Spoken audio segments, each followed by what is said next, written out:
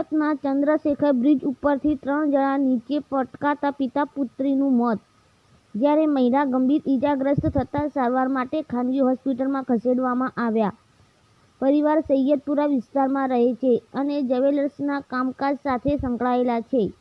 સાંજે 5:30 વાગ્યાના અરસામાં કતારગામ દરવાજાથી રાદેર તરફ આવતી વખતે બન્યો હતો બનાવ, જેમાં 3 જણા બાઇક પર સવાર હતા અને કોઈક રીતે બેલેન્સ બગડી જતા બાઇક બ્રિજના ડિવાઈડર સાથે અથડાયા બાદ 3 જણા નીચે પટકાયા હતા, જેમાં 35 વર્ષની આ રેહાન શેખ અને 10 વર્ષની આલિશાનું મોત થયું.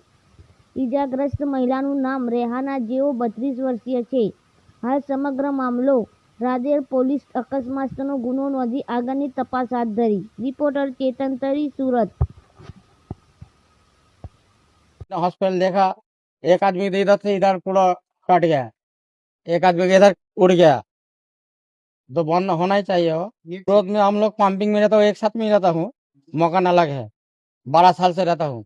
गाँव हमारा बंगाली है, दागिना का काम करते हैं हम लोग, सोना चांदी। हाँ।